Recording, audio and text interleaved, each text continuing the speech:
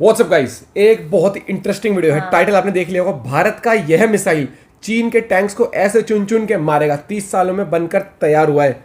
ओ बनकर तैयार हो। ओ भाई साहब, टेक्नोफियरिया चैनल से वीडियो है, ओरिजिनल वीडियो का लिंक डिस्क्रिप्शन में है। इनके चैनल पे आपको सीरियसली इंडियन आर्मी मूवी ऐसे ही बहुत इंटरेस्टिंग मतलब कि हथियारों के बारे में हर एक चीज इंटरेस्टिंग वीडियो मिलेंगी।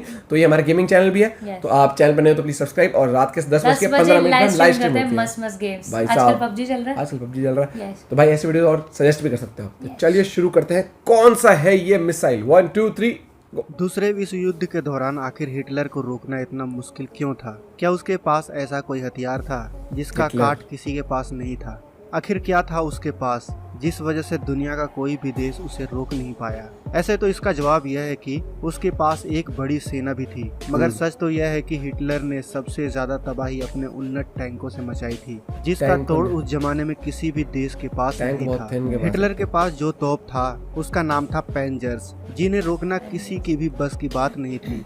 उसके ये टैंक्स जिस क्षेत्र में घुस जाता था वहाँ तबाही और सिर्फ तबाही मचा देता था। जरा सोचिए, उस समय अगर इन तोपों का किसी के पास कोई तोड़ होता तो विश्व युद्ध के दौरान हिटलर ने जितनी तबाही मचाई उसे बहुत हद तक रोका जा सकता था। अब आप सोच रहे होंगे कि आखिर आज हम इस वीडियो में हिटलर की और उसके ताकतवर टैंकों की बातें क्यों कर रहे हैं। दरअसल आज हम इस वीडियो में भारत के एक ऐसे मिसाइल की बात करेंगे जो दुनिया के किसी भी टैंक को ढूंढकर मार गिराने में सक्षम है, और यह मिसाइल अमेरिका और इजराइल के मिसाइल से कहीं भी कम नहीं है दोस्तों। तो आज इस वीडियो में बात होगी भारत के ऐसे मिसाइल की जो दुश्मन के बड़े से बड़े और घातक से घातक टैंकों को पल भर में धूल चटाने की शक्ति रखती है। तो आप इस वीडियो के अंत तक बने रहें। दोस्तों, हम जिस मिसाइल की बात कर रहे हैं उसका सिद्धांत ही है दागो और भूल जाओ, क्योंकि इसको अगर आपने एक बार किसी टैंक पर दाग दिया तो फिर दोबारा उसको पीछे घूमकर देखने की जरूरत नहीं है।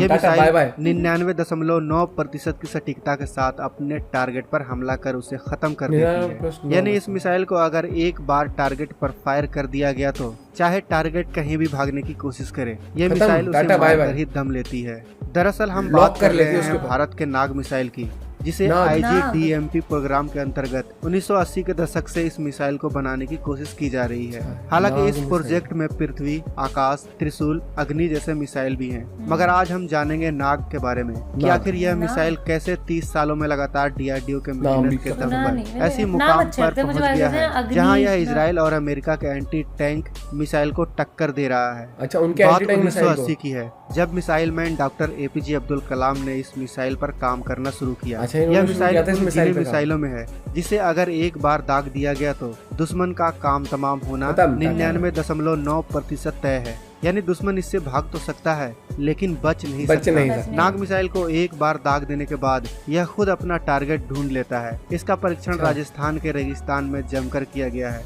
वो भी पाकिस्तान को ध्यान में रखकर। दिन हो या रात या फिर कैसा भी मौसम हो, नाग मिसाइल ने अगर एक बार उड़ान भरा तो यह अपने दुश्मन को डसकर ही दम लेता है। अमेरिका और इजराइल के बाद भारत की यह एंटी टैंक गाइडेड मिसाइल दुनिया की सबसे खतरनाक मिसाइलों में से एक है। 1990 में इसका पहला सफल परीक्षण हुआ, लेकिन उसके बाद इसके डेवलपमेंट पर लगातार काम होता रहा, और अब जो नाग मिसाइल 30 सालों बाद बनकर तैयार हुआ है, तीसरी पीढ़ी का सबसे घातक और उन्नत प्रणाली का एंटी टैंक गाइडेड मिसाइल है। अगर हम इसके वेरिएंट की बात करें तो आज के समय इसके कई वेरिएंट मौजूद हैं। सबसे पहला वेरिएंट नाग 80GM यानी नाग एंटी टैंक गाइडेड मिसाइल है। यह मिसाइल लैंड वेरिएंट है और इसकी रेंज 4 किलोमीटर की है।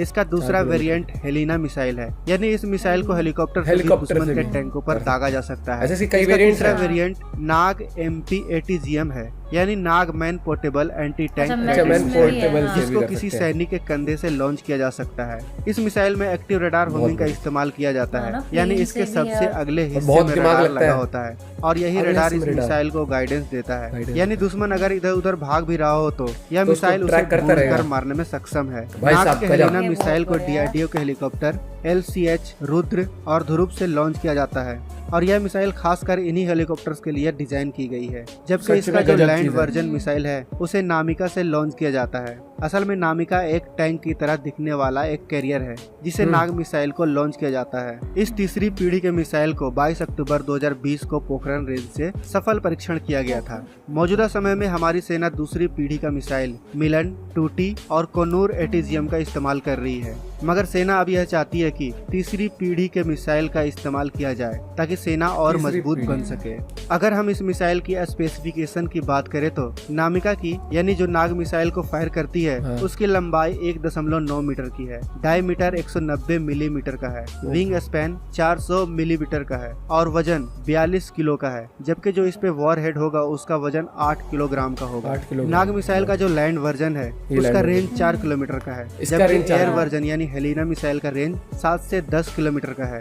अगर हम इसके अधिकतम गति की बात करें तो इसकी अधिकतम गति 828 किलोमीटर प्रति घंटा की है और इसमें एक्टिव इमेजिंग इंफ्रारेड सीकर और IIR सीकर लगा है। इसमें लॉक ऑन बिफोर मोड भी शामिल है, यानी इस मिसाइल ने एक बार किसी टारगेट को लॉक कर दिया तो वह भागे या छुपे इसे कुछ फर्क नहीं पड़ता, यह उसे मार कर ही दम लेता है। हम आपको बता दें कि 2018 में रक्षा मंत्रालय ने 300 नाग मिसाइल और 25 नामिका के अधिग्रहण का रास्ता साफ कर दिया था। भविष्य में करीब 8000 और नाग मिसाइल का ऑर्डर सेना दे सकती है और साल 2040 तक करीब 68,000 नाग मिसाइलों की जरूरत सेना को पड़ सकती है। दोस्तों, अब शायद आपके मन में यह सवाल आ रहा होगा कि आखिर नाग मिसाइल सेना के लिए इतनी जरूरी क्यों है। हम आपको बता दें कि पहले भारतीय सेना जिन एंटी टैंक गाइडेड मिसाइल का इस्तेमाल करती थी वह विदेशों से आती थी, मगर DRDO के 30 सालों के मेहनत के बाद भारत की यह मिसाइल बनकर पूरी तरह तैयार है और हमें अब इजराइल, अमेरिका जैसे देशों पर निर्भर भी नहीं होना पड़ेगा। यह मिसाइल कितना घातक है आप इस बात से अंदाजा लगा लो कि भारत की यह मिसाइल अमेरिका की तीसरी पीढ़ी की मिसाइल जेवलिन या इजराइल की स्पाइक नाग मिसाइल की श्रेणी में ही आती है। तो दोस्तों, DRDO के दमदार मिसाइल और हमारे मेहनती वैज्ञानिकों के लिए एक लाइक और वीडियो को शेयर करना तो बिल्कुल यार, वीडियो को शेयर और लाइक बॉक्स में नाग मिसाइल की खूबियों के बारे में भी बताएं जो आपको पता है। मिलते हैं नेक्स्ट वीडियो में, तब तक आप अपना और अपनों का ख्याल रखें। अगर आप हमारे चैनल पे नए हैं और आपने अभी तक इस चैनल को सब्सक्राइब नहीं किया है तो आपसे विनती है कि इस चैनल को सब्सक्राइब कर ले। भाई टेक्नोफियर channel amazing, seriously guys do check them out और उनको सब्सक्राइब करो और उनके चैनल से और किन वीडियोस पे आप रिएक्शन चाहते हो बताएं जरूर। ये बहुत इन्फॉर्मेटिव वीडियो थी। पहली बात तो एक तो नाम, जैसे मिसाइल क्या होता है, अग्नि नाग रख दिया भाई साहब, ये नाम में ही इतना दम है। और दूसरी बात ये चीज बहुत अच्छी लगी, अब हमें कुछ मिलिट्री इक्विपमेंट्स के लिए हमें डिपेंड नहीं होना पड़ता दूसरी कंट्रीज पे। और मुझे इसका अच्छा लगा कि मतलब वो उससे भी है, प्लेन से भी है, हेलीकॉप्टर से भी होता है, एयरबोर्न भी है और अगर कोई बंदा चलाना चाहे तो उसको वैसे भी। और एक चीज ये बड़ी बात है क्योंकि इसका देखना क्या होता है, एंटी टैंक ना चाहकर भी हमें इन हथियारों को रखना पड़ता है हर कंट्रीज को। मुझे अच्छा लगा जो टारगेट लॉक करने वाला है इसमें, हाँ 99.99% इसकी है क्षमता की वो ट्रैक करके चाहे कहीं पे मूवमेंट भी हो। लेकिन एक चीज सीरियसली मैं आज ये देखो, हमेशा दुनिया चाहती है वॉर ना हो, लेकिन ना चाहते भी हर एक कंट्रीज को ये सब हथियार रखने पड़ते हैं, भले ये कितने भी डेंजरस, क्योंकि सेफ्टी के लिए कुछ नहीं पता कब कौन सी कंट्री हमला कर दे यार, चेंज हो जाए। तो इसीलिए हमेशा, और ये चीज बहुत गर्व की बात है कि अब्दुल कलाम जी ने उस टाइम पे शुरू किया था और आज ये पूरा मतलब इसके 2-3 बार टेस्ट हुए, 2090 में सफल हुआ था हर चीज, और फिर अलग अलग वर्जन भी बन गए हैं इसके।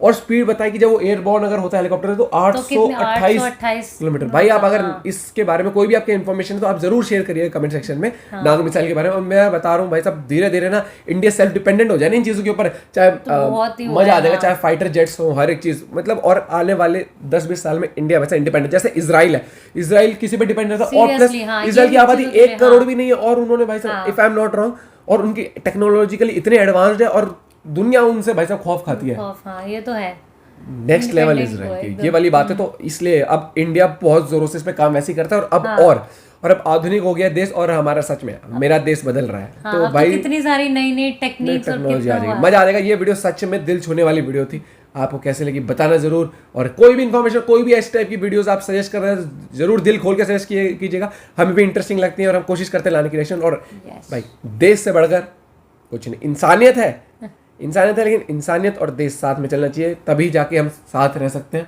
और कुछ नहीं पता भाई साहब कब कौन भाई साहब, और हमें एज ए ह्यूमन बीइंग के साथ, क्योंकि अब पता है मुझे क्या लगता है कि आगे जो इतने सारी मशीनरी ये सब चीजें है ना, इनसे ज्यादा ये चीज आएंगी। जैसे देख लेना हर दूसरे दिन आज ये वायरस, बायोटेक, ये जो बायो हमला हो रहा है बायो ये वाले, ये ज्यादा वो कर रहे हैं। ये गलत है क्योंकि ये वायरस भाई साहब ये तो पूरे देश को बर्बाद कर देते हैं। तो अगर आगे जाके ऐसा कुछ हुआ तो भाई साहब हथियार भी क्या ही कर पाएंगे। तो क्या वही बोल रही हूँ ना। हाँ तो भाई वीडियो बहुत इंटरेस्टिंग थी, सीरियसली गाइस। मिलते हैं आप लोगों से एक और वीडियो के साथ। Till then bye, have a good day, take care.